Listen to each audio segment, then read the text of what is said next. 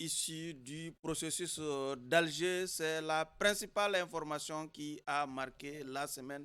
Mesdames et messieurs, merci et bienvenue dans votre émission Regard croisé pour vous aider donc à analyser les contours de cette actualité. Nos invités, ils sont quatre, hein. Le premier, Monsieur Chakoumar Soumano, il est président de l'Organisation des jeunes patrons du Mali.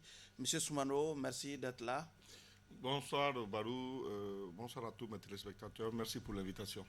Deuxième invité, Monsieur Mamadou Lamine Sibi, il est conseiller des affaires étrangères. Monsieur Sibi, merci d'être là. C'est moi qui vous remercie. Troisième invité, monsieur professeur Abdul Karim Djamoutene, professeur d'enseignement supérieur à l'université de Bamako. Professeur, merci d'être là. Bonjour et merci à vous. C'est moi qui vous remercie et merci aux téléspectateurs qui nous suivent de partout où ils se trouvent. Notre quatrième invité va incessamment nous rejoindre autour de ce plateau.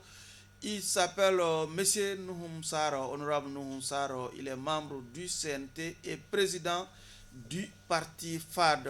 Encore une fois, bienvenue à toutes et à tous dans votre émission Regard croisé. Avant donc d'ouvrir les débats sur ce qu'on appelle désormais le défunt accord issu du processus d'Alger, l'affaire dite EDM SA continue à défrayer toutes les chroniques ici au Mali. La semaine a surtout été marquée par un rebondissement dont l'une des manifestations a été la mise sous mandat de dépôt de plusieurs personnalités liées à l'affaire Cheikh Oumar Soumano. Vous avez un mot à dire par rapport à cette affaire dite EDMSA? Oui, merci bien Barou pour cette question. Déjà, je témoigne toute ma solidarité aux personnes qui sont sous mandat de dépôt.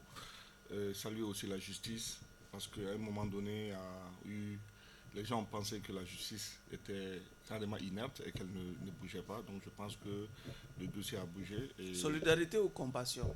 Bon, moi, je suis animé par un sentiment mitigé dans la mesure où j'ai quand même des personnes très proches à moi, à qui d'ailleurs j'ai rendu visite. Je leur témoigne toute ma solidarité et je prie Dieu qui très rapidement... Toute chose qui va jouer sur la qualité de votre analyse? Non, même pas. J'essaie d'être objectif, oui. Parce que j'ai dit, quelque part, il faut tirer aussi chapeau à la justice. Parce qu'on a toujours dit que le temps de la justice n'est pas celle des hommes. À un moment donné, il y a eu souvent des informations comme quoi qu'il n'y aurait rien. Et après, vous voyez, quand la justice s'est levée, elle a quand même essayé de pouvoir montrer qu'elle existait des éléments. Et donc, c'est aussi pour paraphraser le procureur Mohamed Din pour l'économique. Et bon, ce que je veux dire aussi, c'est de dire qu'il y a encore la présomption d'innocence. Ce n'est pas une condamnation. C'est juste pour des besoins d'enquête. On est à la phase préliminaire. Le procès n'est pas encore proposé, n'est pas encore, en tout cas, ne s'est pas encore tenu. Et il est fort possible que certains d'entre eux, ou bien l'ensemble d'ailleurs, puissent être blanchis. Mais il faut que les Maliens comprennent qu'à cette phase, il faut aussi faire jouer la présomption d'innocence. La mise sous mandat de dépôt ne veut pas forcément dire que la personne est coupable.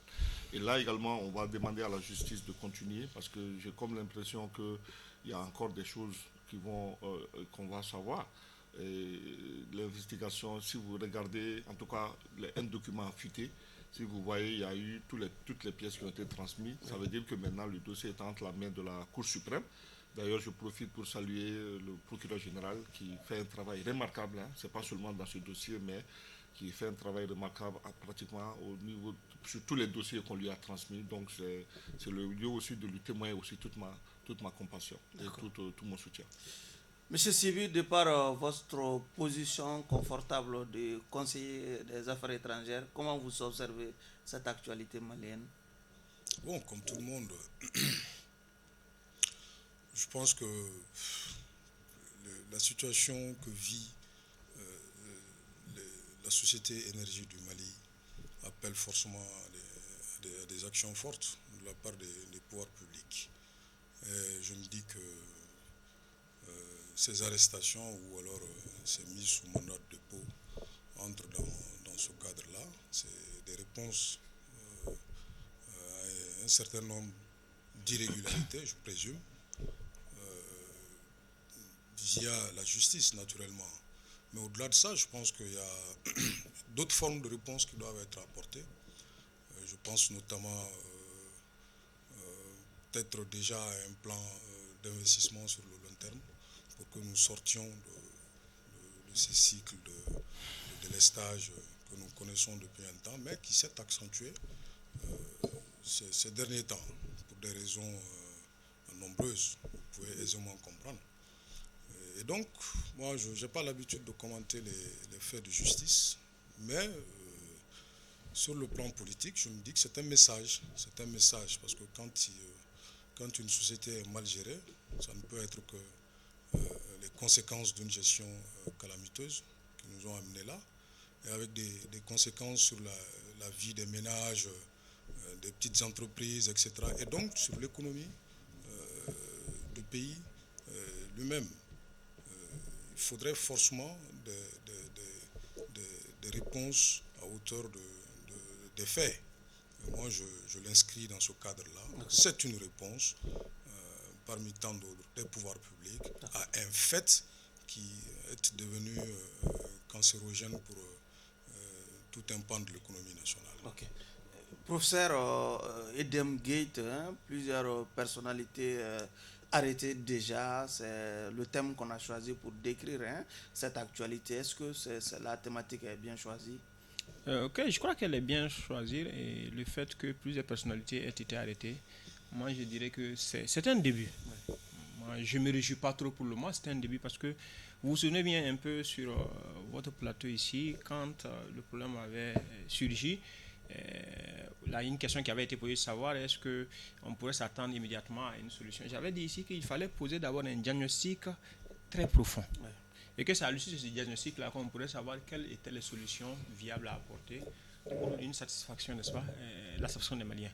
Vous savez, et au-delà de ça, quand vous regardez bien, lors de la sortie médiatique de Madame la ministre en son temps, elle avait mis au devant des questions des citernes, etc. Mais quand j'ai lu le rapport, n'est-ce pas, de la justice, je peux me tromper bien sûr, je peux me tromper. Je crois que ces faits ne sont pas forcément avérés, mais c'est d'autres, à l'issue des enquêtes beaucoup plus approfondies de la justice, n'est-ce pas, que d'autres, n'est-ce pas, faits ont été avérés, ce qui a conduit l'institution judiciaire, n'est-ce pas, à arrêter et mettre sous mandat de dépôt un certain nombre de personnes.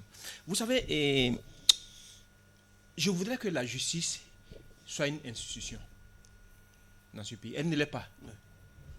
Vous savez, normalement, la justice peut s'autosaisir. Il y a chaque fois des rapports de contrôle.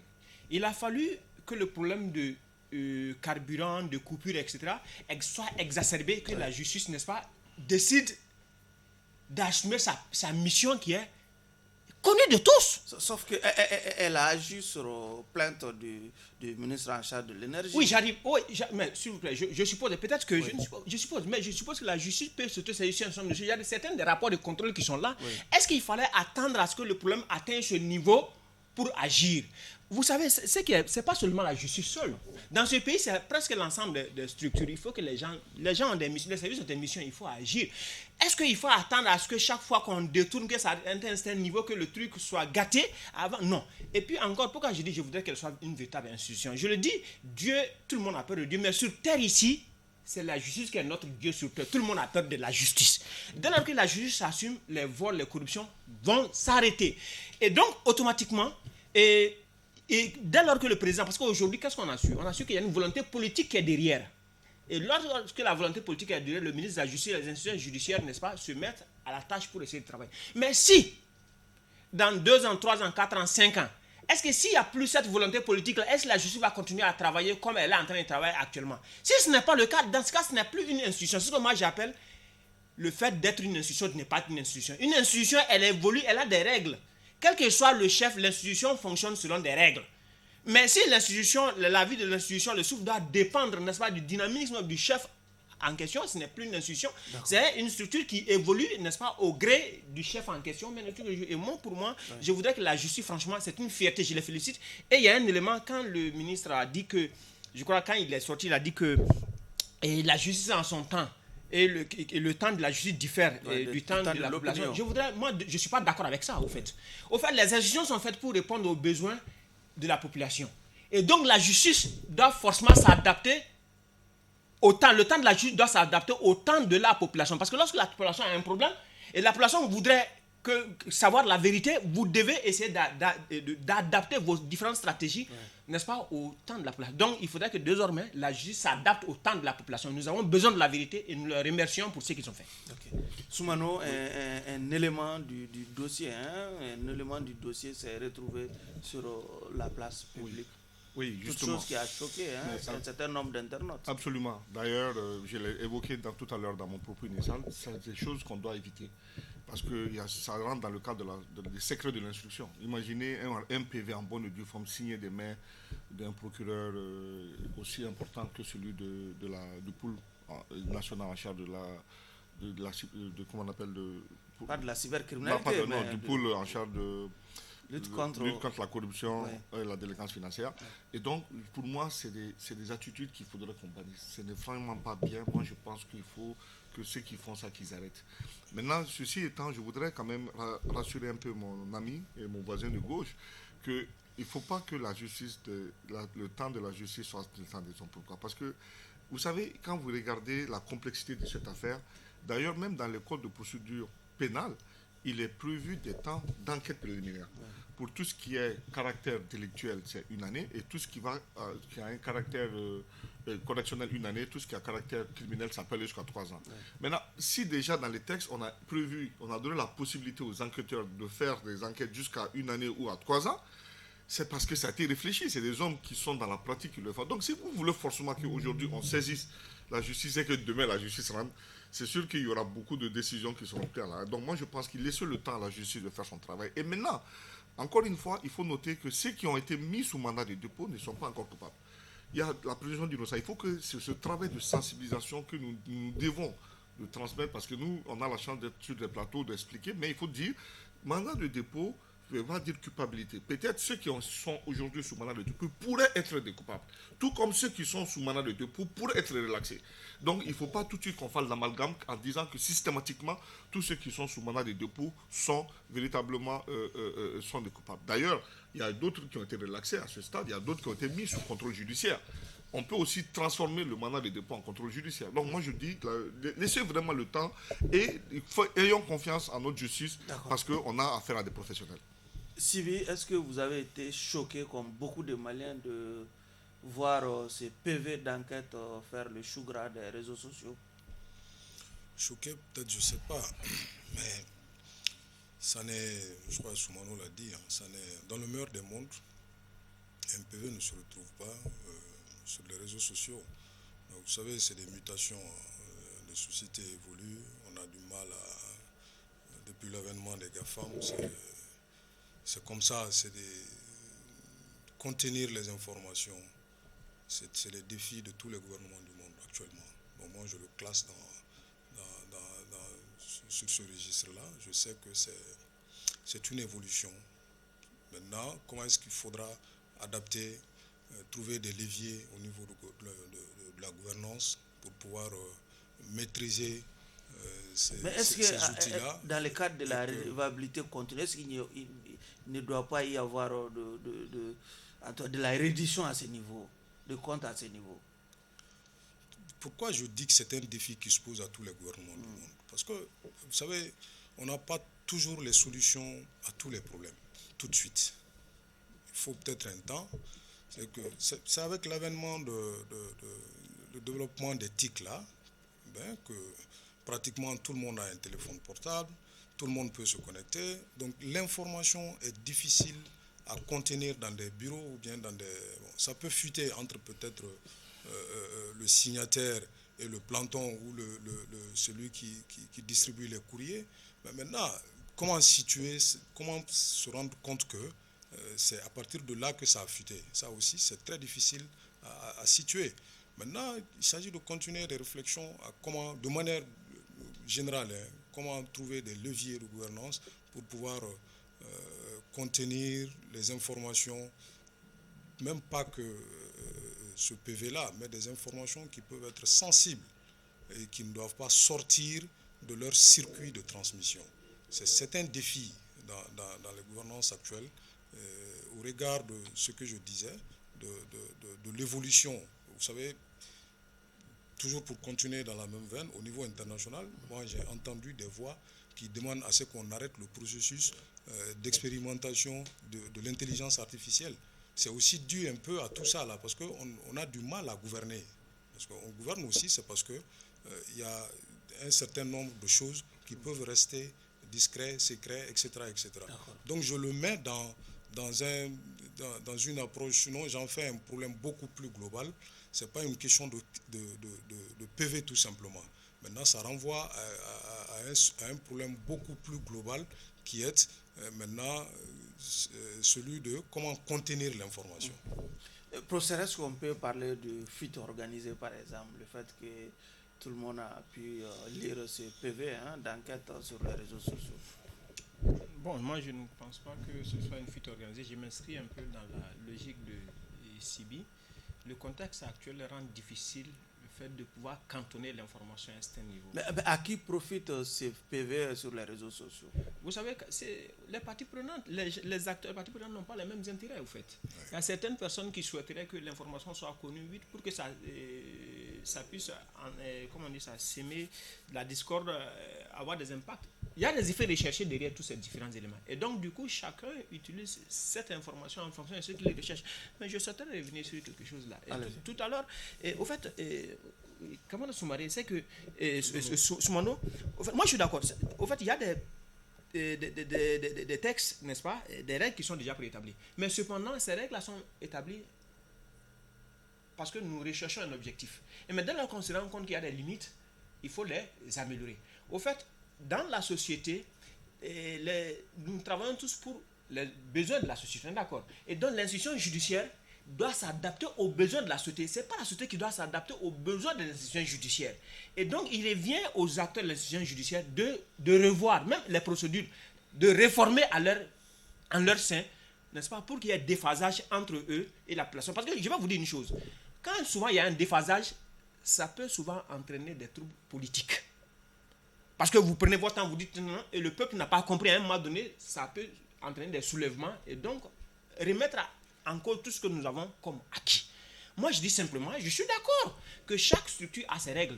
Je respecte les règles de l'institution judiciaire. Je dis en tant que citoyen, n'est-ce pas, lambda, je souhaite que la justice essaie de revoir en son sein et que afin de rendre encore plus diligent et plus rapide encore ces procédures pour qu'il n'y ait pas ce déphasage entre l'institution judiciaire et cette population. D'accord. Allez-y. Moi, je voudrais dire déjà, il faut noter par rapport au PV, il y a tout à l'heure, Barbara disait qu'il faille le mettre peut-être dans le cadre de la reddition des comptes. Oui, la reddition des comptes, parce que ça, c'est pour les décisions de justice. Quand le juge rend sa décision, en ce moment, c'est public.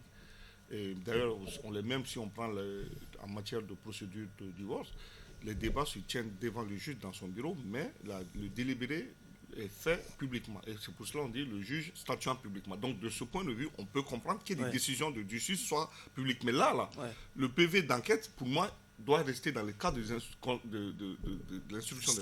Voilà, dans le cadre des instructions. Sinon, j'étais en train de dire que pour que les responsables de cette fuite rendre compte. Oui, mais bien sûr. Oui. C'est pour cela que moi j'ai dit, quelles que soient comment on appelle, les intentions inavouées, il faut qu'on sévisse. Et je pense que quelque part, là, il y a une législation au Mali qui condamne ce genre de pratiques. Parce qu'on n'a pas intérêt, c'est pas bien.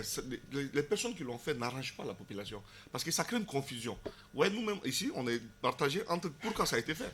Il y a certains qui disent que c'est fait à dessein, d'autres pensent que c'est bon. C'est peut-être la personne qui l'ont fait, Dieu seul sait pourquoi ils l'ont fait, mais moi j'estime que en se comportant en bon père de famille, il faudrait que chacun se dise ça, c'est des choses qu'il ne faudrait pas faire.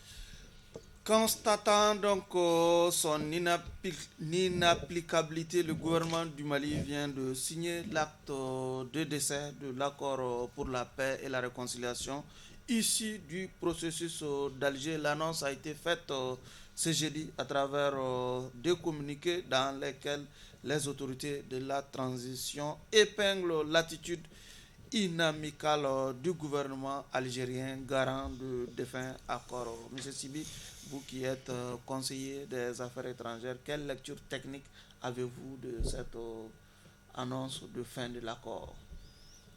Si vous me demandez de donner un point de vue technique, je ne serais pas tellement à l'aise, mais bon, anyway. Bon, techniquement, c'est qu'on a rendu caduc l'accord. Parce que la partie gouvernementale s'est retirée de l'accord. Ça ne l'engage plus. Ça veut dire ce que ça veut dire. Bon, quand vous n'êtes plus dedans, les termes de l'accord ne lui sont plus opposables. D'un point de vue technique, c'est comme ça qu'il faudra comprendre les choses. Mais l'approcher sur le plan politique, puisque les enjeux sont hautement politiques, serait beaucoup plus intéressant, à mon avis. Alors, si vous le permettez, allez-y. Je souhaiterais en dire quelques mots. Vous savez, l'accord d'Alger, en réalité, bon, après tout ce qu'on a dit des années durant, est un outil, a été vu par l'Algérie finalement comme un outil d'influence géopolitique ou alors un levier qui peut lui servir dans certains calculs pour avoir un État entre guillemets sous ses pieds. Vous savez, dans les relations internationales, c'est toujours utile d'avoir un État faible à ses frontières qui vous doit ou alors qui vous craint pour des raisons X ou Y. Ça peut vous apporter du bien dans un certain nombre de cadres. Je pense notamment aux cadres multilatéraux. C'est ce qui a été constaté depuis. C'est pourquoi les différents gouvernements, pas que ce gouvernement, est-ce que les différents gouvernements, en tout cas, avaient tous convenu que cet accord-là ne réglait pas le problème, en réalité. Et ils ont tous eu raison, parce que ça n'a jamais réglé les problèmes. Mais ceux qui ont été courageux, oui, ce sont ces militaires-là, en réalité. Ils ont été les plus courageux d'entre tous pour franchir le pas et dire que finalement, il est temps qu'on sorte de ce que moi j'appelle à mon niveau cette hypocrisie-là qui n'en est pas une en réalité. D'accord, on va vous revenir. Professeur, le gouvernement a décidé de mettre fin à l'accord. Réaction? Moi, je dis que le gouvernement a répondu à la volonté du peuple. Parce que quand on s'intéresse d'abord à cet accord, on se rend compte que depuis 2015, quand il a été voté, le peuple dans sa globalité n'a pas été associé. Et donc, même quand on rentre un peu à l'intérieur de cet accord-là, on se rend compte que c'est une imposition. Comme je l'ai dit, le peuple n'était pas associé, c'est une imposition d'une grande partie de l'extérieur, plus une minorité de la population malienne sur l'ensemble de la population. Et en plus, c'est une injustice. Parce que quand vous rentrez dans l'accord faisait la part belle à toute une minorité au détriment de la majorité de la population. Et aussi, l'accord aussi, c'était la démocratie spatiale au détriment de la démocratie du peuple. C'est-à-dire que la démocratie, elle est supposée être, n'est-ce pas, un pouvoir du peuple par le peuple. Donc, du coup, qui tient compte de la population. Mais dans cet accord-là, c'était une démocratie de l'espace. Et encore, je crois que ça va, comme il vient d'arriver l'honorable Mounsar, au moins ça va empêcher à ces élus d'éviter l'hypocrisie politique. Parce que pourquoi je dis ça? Quand je me rappelle encore lors de la loi électorale, lors de la lecture de la loi électorale, mon camarade Solomandé, quand il devait justifier certains arguments en disant qu'il fallait tenir compte, forcément intégrer l'accord de l'Alger là-dedans, je crois que ça nous empêche. Désormais, ça nous permet de sortir de cela. Donc, renoncer, c'est répondre favorablement à la volonté de la population. Et donc, en tout cas, nous donner notre indépendance. Sauf que la population avait demandé une lecture intelligente. La population une application intelligente. Non, la population n'a jamais demandé une application intelligente. Il y a certains les ANR, par exemple, le DENI, tous ont consacré une relecture de l'accord, pas au renoncement. Non. Peut-être que ceux qui s'étaient chargés de rédiger ont écrit comme ils voulaient l'entendre. Sinon, moi j'ai participé aux assises. La population de la grande majorité ne voulait même pas ces accords-là. Ils avaient dit il faut un nouvel accord. Un nouvel accord voudrait dire quoi? Suppose le préalable, c'est abandonner l'ancien accord. C'est ce qui a été fait. Oui, et maintenant, non, pour être factuel, oui? Ni le DENI ni l'autre là ne consacrent la fin de l'accord. je dis que moi j'ai participé aux assises. Oui. Ce qui a été deux assises, c'est ce que je suis en train de vous dire. Donc les recommandations n'a pas reflété. Il y a les rédacteurs. Maintenant, il fallait tenir compte de la communauté internationale. Il fallait savoir écrire pour plaire à la communauté nationale et application intelligente, quoi intelligente. Et ça, c'est des formulations. Mais ce qui a été demandé globalement, la population ne se retrouvait pas dans le dit accord. Et donc la population voulait qu'on s'en débarrasse et qu'il y ait un nouvel accord qui tienne compte de la préoccupation de la majorité de la population. Maintenant, la première phase de cela, d'abord, c'est abandonner l'ancien, aller maintenant vers un nouvel accord. Maintenant, si on estime, le gouvernement actuel dit, j'abandonne complètement, maintenant à poser un nouvel mécanisme qui permet à l'ensemble de la population malienne de se retrouver et d'en discuter. Je crois que c'est le même processus qui a été demandé dans le cadre des assises nationales. On va vous retourner la parole. Grand pourfendeur de ces mêmes accords. L'accord d'Alger n'a jamais été sa tasse de thé préférée. Noussar, j'imagine votre joie lorsqu'on a annoncé la fin de cet accord. Tout à fait, je voudrais présenter une excuse plus sincère à nos téléspectateurs pour ce retard. Je suis en convalescence et je ne force pas beaucoup. C'est avec une joie immense que j'ai tout naturellement appris le communiqué du gouvernement qui a mis fin à cette escroquerie politique qui a duré près d'une décennie dans notre pays. Vous savez, en 2014, lorsque le dialogue commençait à Alger, nous étions de ceux-là qui avons indiqué que c'était une fausse route, c'était une fausse prescription pour notre pays. Et nous n'avons jamais baissé les bras. Des éléments de synthèse au pré-accord jusqu'à l'accord en 2015. Nous avons apporté la contradiction et nous nous sommes insurgés contre cette supercherie. Et voilà qu'aujourd'hui l'histoire et notre peuple nous donnent raison. Donc nous saluons bien évidemment les plus hautes autorités, le colonel Assimi Goïta, président de la transition, chef de l'État, l'ensemble des membres du Conseil national de transition, le président du Conseil national de transition, le colonel Malick Diaw, les membres du gouvernement, le Premier ministre Choguel Kokala Maïga, qui de toute façon ont tous œuvré à ce que le Mali puisse embrasser un véritable chemin de retour de la paix, de retour de la concorde et de la cohésion nationale. L'accord antinational est terminé. C'est clair que le président a indiqué dans son discours qu'il faut désormais un nouveau mécanisme de dialogue direct intermalien. Et je suis très heureux de voir qu'il y a une commission qui a été créée à cet effet.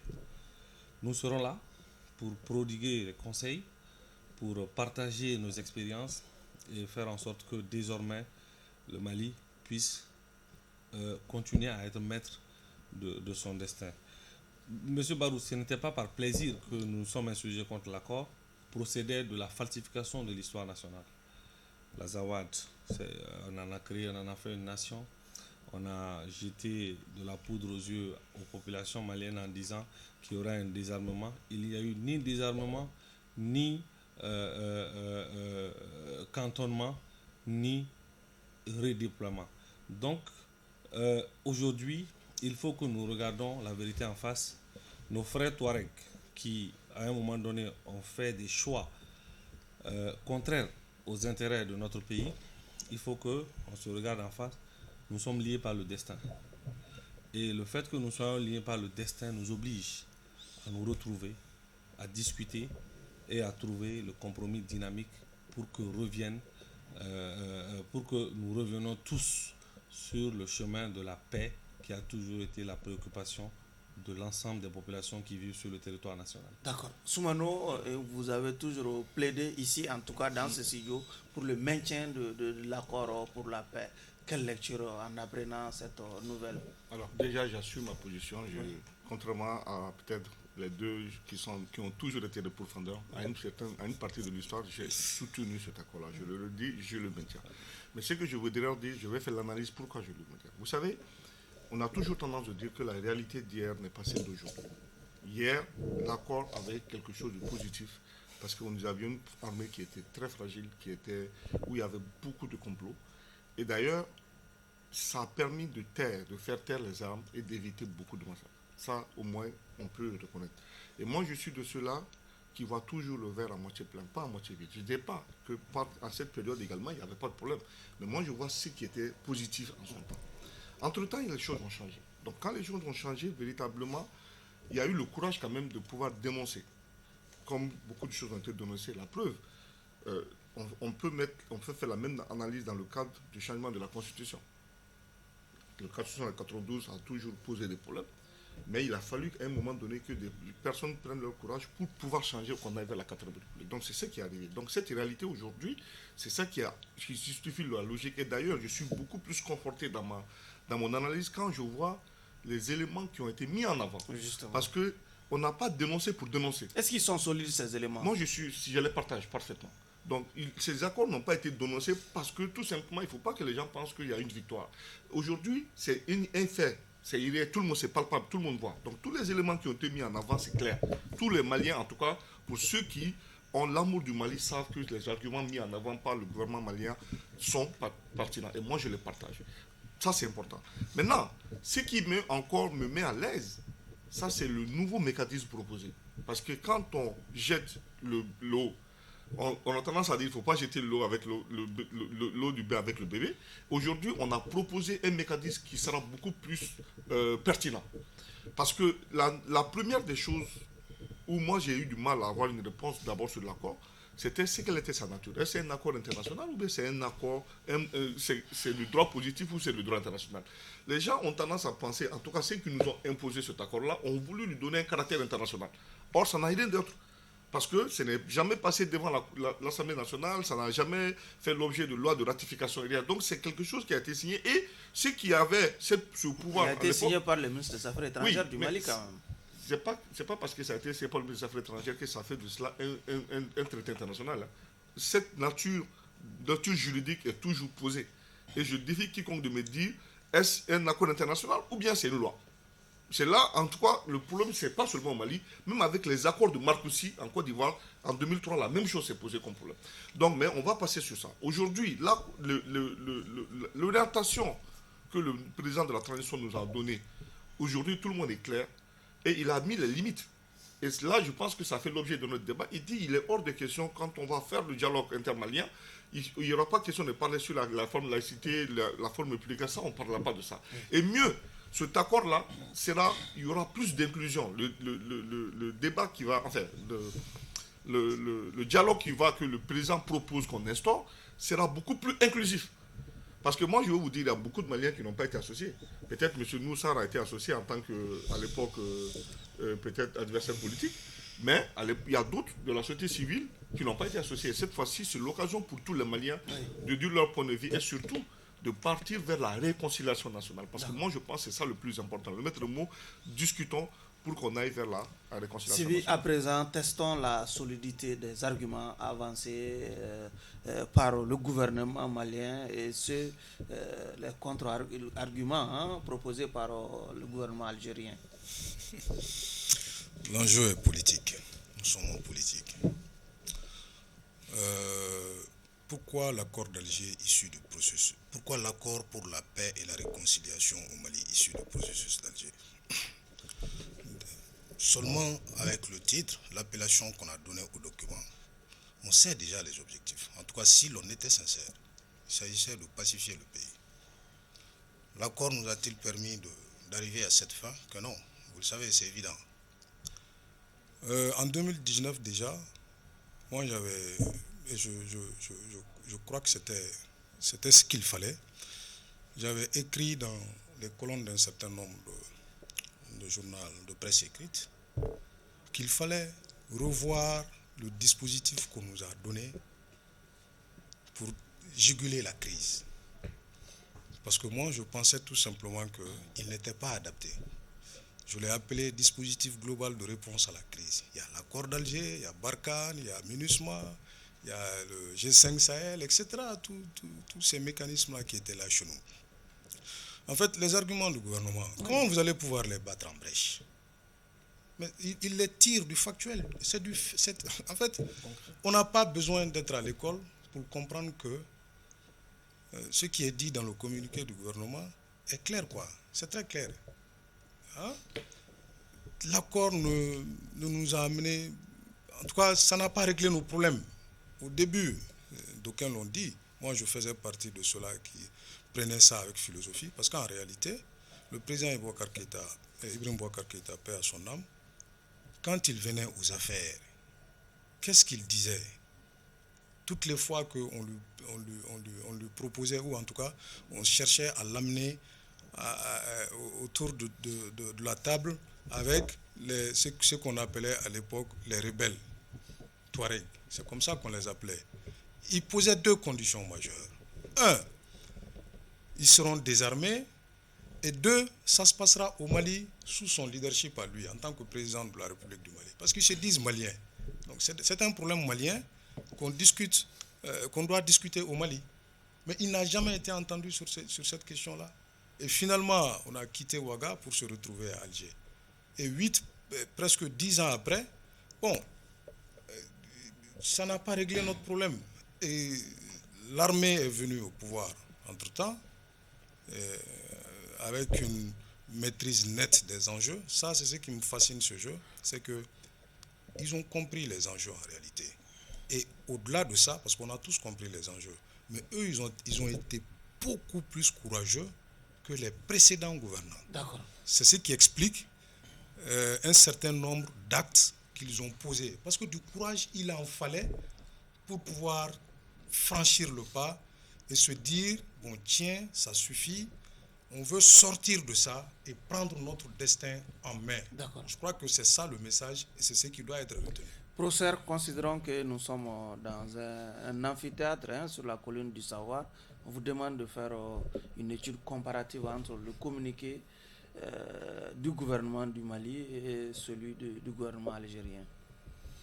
Bon, d'abord, quand on prend le communiqué du gouvernement du Mali, je reviens, les accords de paix, c'était un obstacle. La tonalité des communiqués déjà. Oui, j'arrive.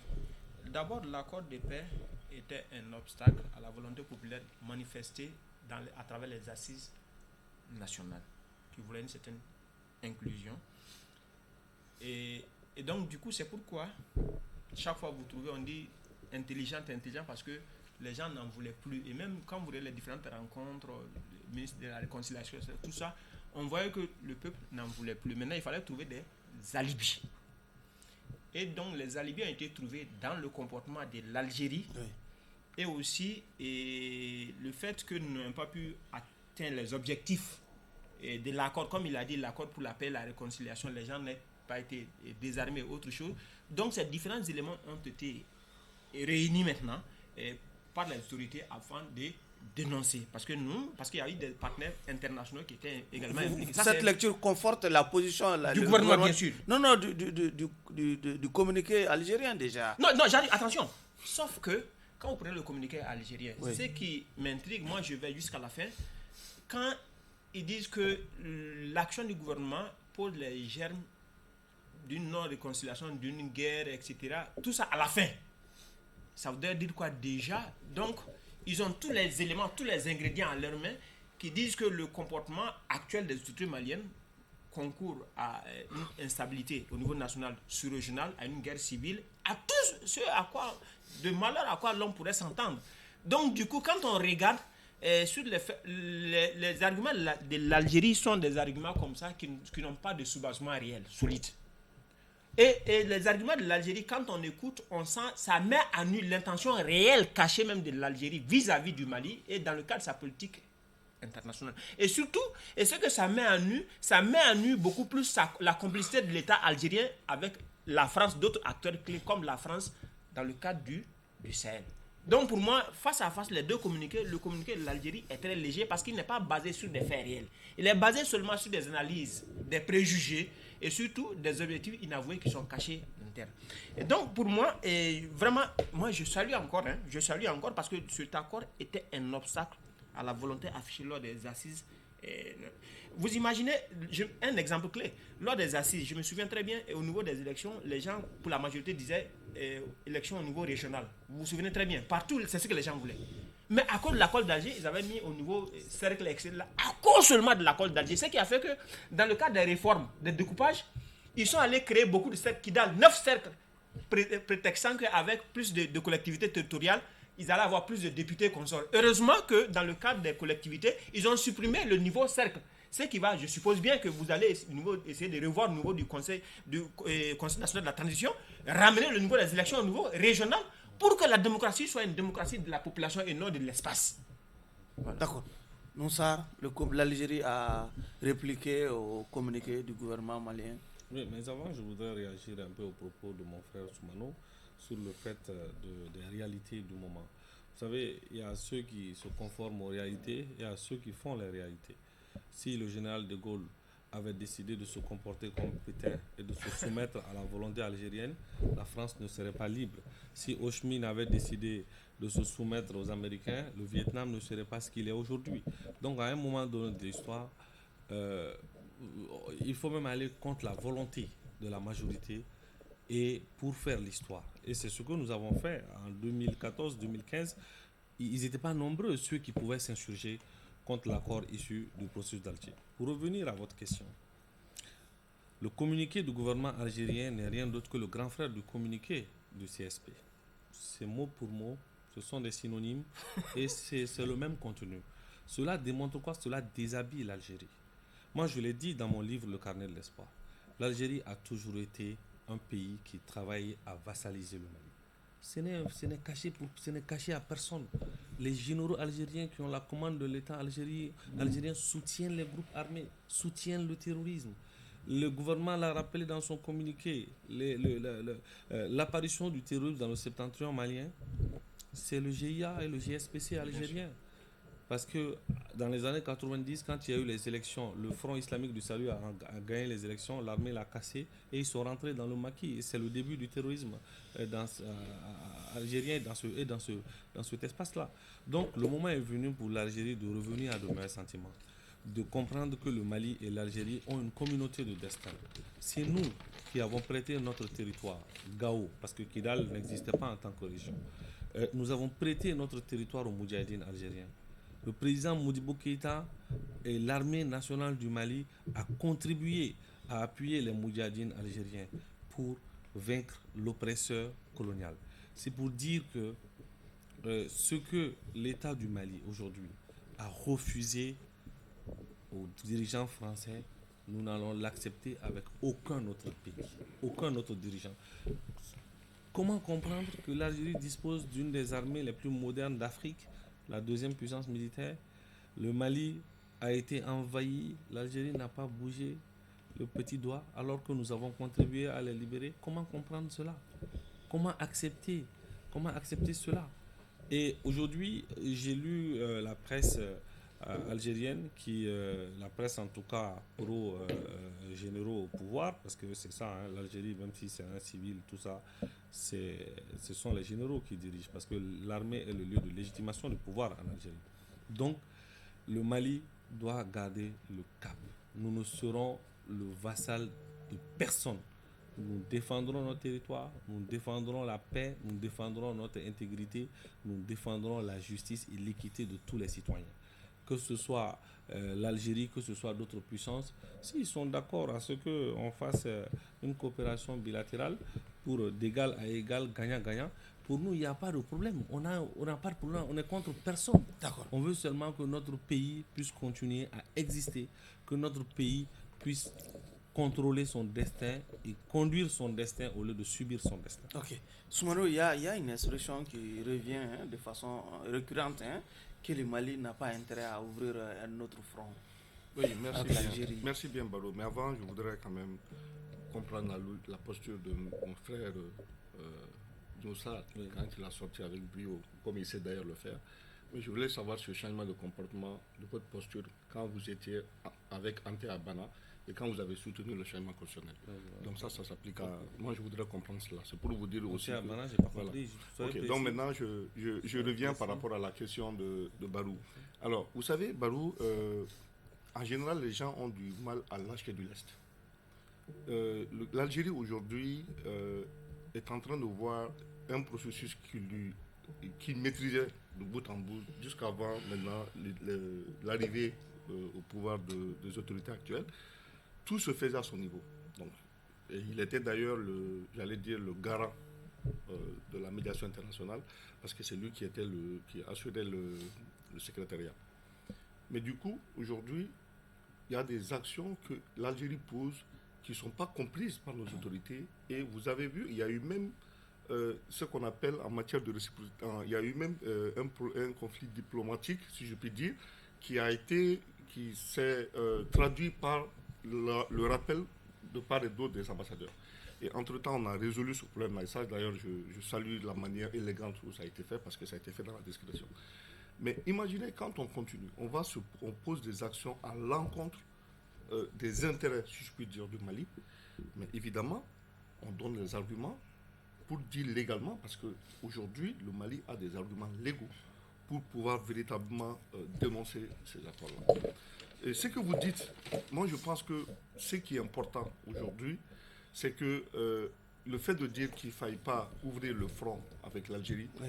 Moi j'estime qu'en matière des relations internationales, c'est vrai, c'est basé sur la force, c'est-à-dire on a tendance souvent à dire que c'est le plus fort qui fait les relations internationales, mais je voudrais aussi dire un principe du droit international, aucune nation forte va aussi violer les textes et s'enorgueillir. Il va toujours justifier cette violation sur la base de textes. Et aujourd'hui, on ne peut pas s'attaquer au Mali pour la simple ou faite raison que le Mali a dénoncé les accords. Toutes les actions que peut-être l'Algérie pourrait prétendre, on a des professionnels, on a des hommes très avisés au niveau des affaires étrangères qui trouveront la formule pour ramener l'Algérie à l'ordre. Et donc moi, je n'ai pas d'inquiétude à me faire à ce niveau-là. Je suis presque sûr que nous sommes sur la bonne voie. Nous avons des éminents diplomates qui ont une maîtrise de ce qu'ils font. D'accord. Et aujourd'hui, toute action qui va aller à l'encontre des intérêts du Mali, à travers soit un propos d'agression, ou en tout cas pour un acte qu'on pourrait qualifier de X ou Y acte, moi je pense qu'ayons confiance à nos autorités, ils sauront apporter la réponse qu'il faut.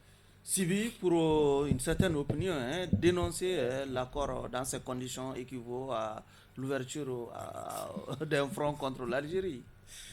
Baro, il faut dire à cette opinion que le principe de la vie sur Terre, c'est la conflictualité.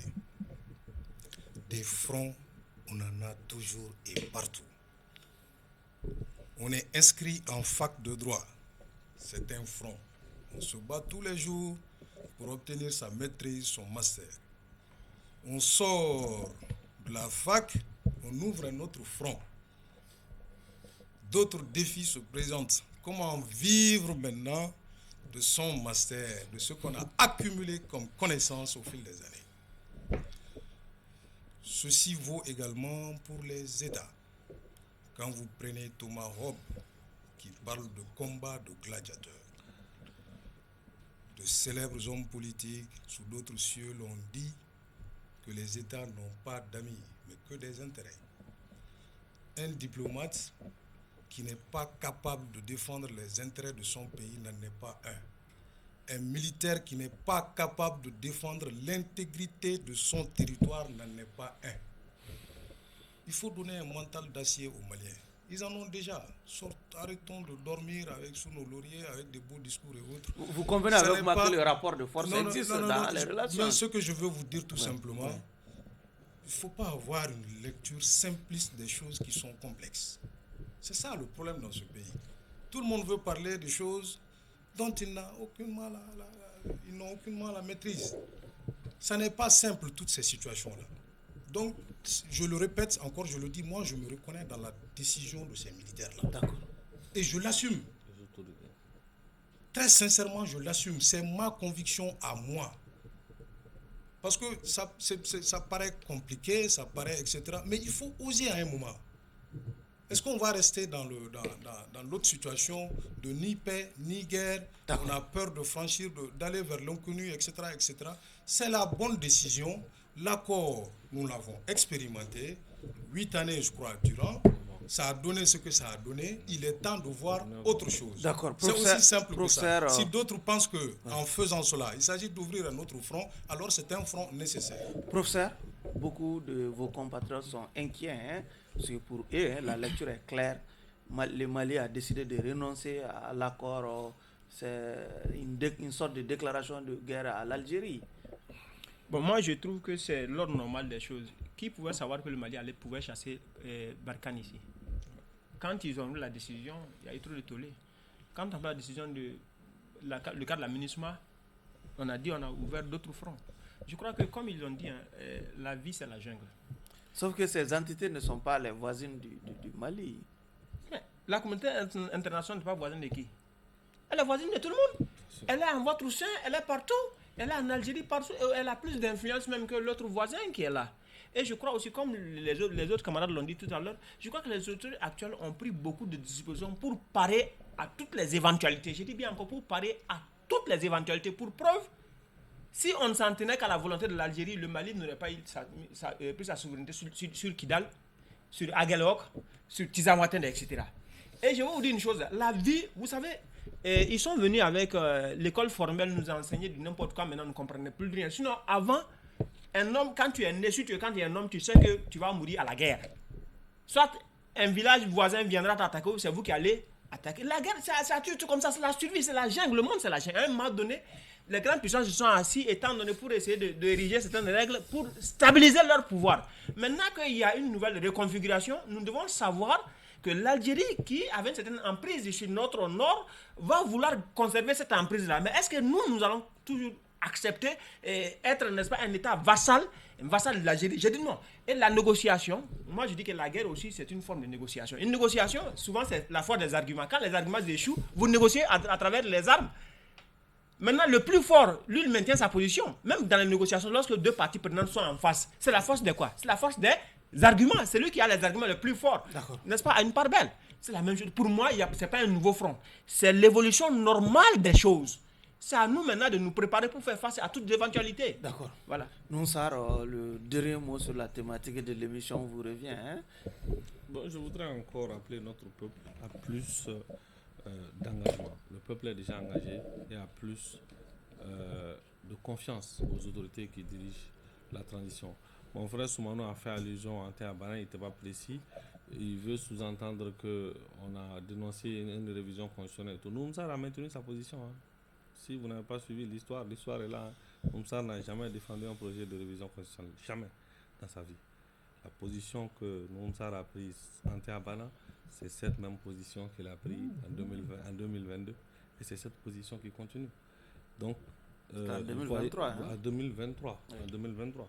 Donc, c'est pour dire que les nations subissent des évolutions quelquefois au gré de l'histoire.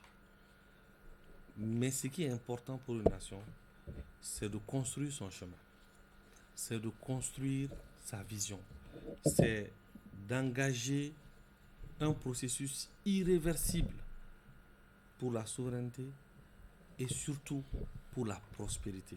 Moi, je ne connais pas de pays au monde qui a pu se développer sans prendre le chemin que nous avons pris là aujourd'hui. Ça n'existe pas. Les Américains l'ont pris. Les Chinois ont été enfermés pendant des décennies.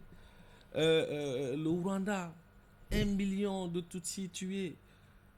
J'en passe, d'autres pays. L'Argentine, c'était 9 coups d'État dans son histoire.